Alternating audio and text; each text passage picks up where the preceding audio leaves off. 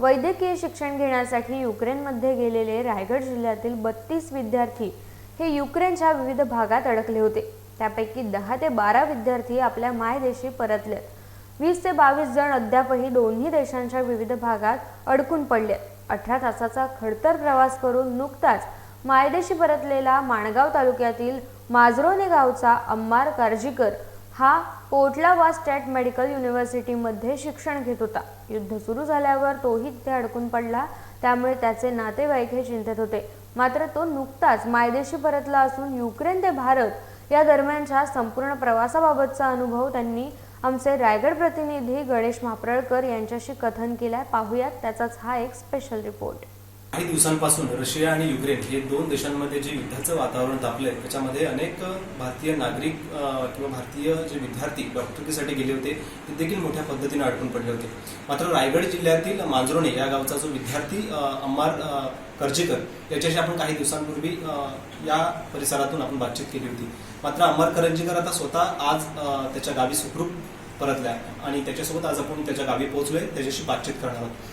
अमर, काय सांगशील एकंदरीत की आपका सफर कैसा रहा? आज आप सुखरूप भारत देश में और आपके गांव में पहुंच गए हैं, तो वहाँ की स्टार्टिंग में मैं आपको ये सवाल करना चाहता हूँ कि वहाँ की हालात कैसी थी, आपको कैसा महसूस हुआ स्टार्टिंग में जब आपको पता चला कि वहाँ दोनों देश में युद्ध चल रहा है, तो क्या वहाँ की सिचुएशन थी? स्टार्टिंग में जब फर्स्ट अटैक हो गया तब कॉलेज के सब बच्चे डर गए थे, घबरा गए थे। फिर भी हम जिस एरिया में थे वो एरिया सेफ थी, फिर भी बच्चे बहुत घबरा गए थे। और फिर बच्चों ने इंडियन एम्बेसी से कांटेक्ट करना शुरू किया कि हमको यहाँ से इवैक्यूएट करना कीजिए। उस वक्त इंडियन एम्बेसी से हमारा संपर्क नहीं हो पाया क्योंकि उस वक्त हालात ख़राब थे। और क्यू जो मेन कैपिटल है वहाँ पर इंडियन एम्बेसी रहती है। उस वक्त एक एयर इंडिया का जो प्लेन कैंसिल हो गया था, उन बच्चों को संभालने में इंडियन एम्बेसी बिजी थी, इसलिए उस वक्त हमारा संपर्क इंडियन एम्बेसी से नहीं हुआ। उसके बाद फिर हमने जब अटैक का मालूम हो गया तो कुछ बच्चों ने मिलकर एक प्राइवेट बस के थ्रू हम बॉर्डर पर पहुंच गए। उसके बाद वहाँ से फिर बॉर्डर पर पहुंचने के बाद हमने इंडियन एम्बेसी से बात की और बॉर्डर क्रॉस करने के बाद इंडियन एम्बेसी ने हमारी खूब हेल्प की और खूब सपोर्ट किया। जैसे हमने बॉर्डर क्रॉस किया, हम रोमानिया पहुंच चुके थे। वहाँ पर जो लोकल पीपल्स थे उन्होंने हम सबको खाना प्रोवाइड किया, सिम कार्ड प्रोवाइड किया, उसके बाद ब्लैंकेट, उधर ठंड बहुत थी, माइनस में टेम्परेचर चल रहा था, तो उन लोगों ने हमको खाना, पानी, फूड सब प्रोवाइड किया। उसके बाद फिर इंडियन एम्बेसी ने अपनी बसेस के थ्रू हमें एक शेल्टर प्रोवाइड किया, वहाँ पर ले जाकर हमें कुछ देर के लिए रुकाया गया। उसके बाद फिर वहाँ से हमको मेन जो रोमानिया की मेन कैपिटल सिटी थी बुकारेस्ट, वहाँ पर ले जाया गया। वहाँ पर फिर एक डेढ़ दिन हमको वहाँ पर रुकाया गया बुकारेस्ट में। उसके वहाँ पर शेल्टर प्रोवाइड किया गया। वहाँ पर भी आपको 24 आवर्स खाने की सुविधा उपलब्ध थी। 3 टाइम खाना आता था, बाकी टाइम आपको वहाँ पर स्नैक्स के तौर पर 24 आवर्स खाना रखा हुआ था। रोमानिया में इंडियन एम्बेसी बहुत ज़्यादा ही हेल्प कर रही थी बच्चों की। मैं इस साथ साथ इंडियन एम्बेसी का बहुत बहुत शुक्र करता हूँ कि उसने हमारी खूब मेहनत की। और साथ साथ गवर्नमेंट ऑफ इंडिया का भी बहुत मैं शुक्र करता हूँ कि उसने हमारी बहुत ज़्यादा ही हेल्प की। और मैं प्राइम मिनिस्टर नरेंद्र मोदी जी का भी बहुत शुक्रगुजार हूँ और एयरफोर्स का भी कि उसने हम बच्चों को इवैक्यूएट करने में बहुत ज़्यादा कोशिश की। और अभी हम सब बच्चे खुश हैं, लेकिन असली खुशी हमें उस वक्त होगी कि अभी भी हमारे कुछ दोस्त सुमी स्टेट में जो यूक्रेन में है वहाँ पर फंसे हुए हैं, वो रो के इंडियन एम्बेसी से रिक्वेस्ट कर रहे हैं कि हमें यहाँ से निकालिए।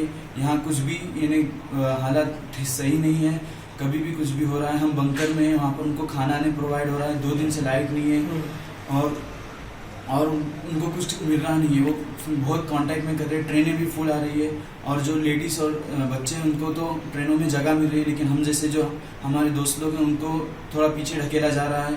तो वही मैं इंडियन एम्बेसी से रिक्वेस्ट करूँगा कि हम अभी पहुँच गए, हम तो कुछ उतने नहीं हुए जितने अभी हमारे जो साथियों को देखकर हम यानी दुख हो रहा है हमको। तो हम उनसे रिक्वेस्ट करें कि हमारे जितने भी साथी यूक्रेन में फंसे हुए उनको जल्द अज जल्द लेकर आने की कोशिश करें। आपको एक खुशी की बात है कि अमर एक आपके घर में से डॉक्टर बनने वाला था, लेकिन फर्स्ट ईयर में ही यही हालात उस देश की हो गए और अमर को फर्स्ट ईयर भी कंप्लीट करने को नहीं मिला। तो अब आगे का अमर का जो एजुकेशन है उसके बारे में आप गवर्नमेंट को हेल्पफुल एक मैसेज देने के लिए क्या बताओगे? मैं यही गवर्नमेंट से दरख्वास्त करूंगा तो ये वाक़ईतन वो हमारे पास पहुंचने के बाद तो हमको सुकून हो गया है, लेकिन आगे की तालीम का हमको बहुत टेंशन ही आ गया है। तो मैं इंडियन गवर्नमेंट से रिक्वेस्ट करता हूँ, दरख्वास्त करता हूँ कि बच्चे का वक्त भी ज़ाया न हो और उनकी अगली तालीम की फ़िक्र इंडियन गवर्नमेंट खुद करे और यहाँ होगा तो बहुत ही अच्छा होगा। रायगड जिल्ह्यातील जे 32 विद्यार्थी रशिया आणि युक्रेन या देशामध्ये सुरू असलेल्या ज्या युद्धामध्ये अडकले होते त्याच्यामधील रायगड जिल्ह्यातला मांजरोणी या गावचा विद्यार्थी अम्मर कर्जीकर हा आज त्याच्या गावी सुखरूपतेने परतला। त्याच्याशी आज आपण या ठिकाणी बातचीत केली। मात्र बाकीचे अडकलेल्या विद्यार्थ्यांचं काय? सरकारकडे देखील या पाल्यांनी आणि अम्मर कर्जीकर यांनी विनंती केलेली आहे की त्या विद्यार्थ्यांना देखील सुखरूप या गावी त्यांना घेऊन यायला सांगितलंय।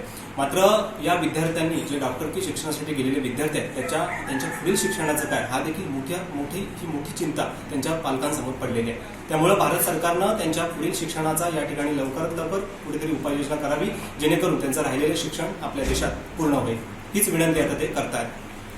व्हिडिओ जर्नलिस्ट अक्रम केटामसह मी गणेश मापळकर, माझे कोकण, मांजरोणे, रायगड।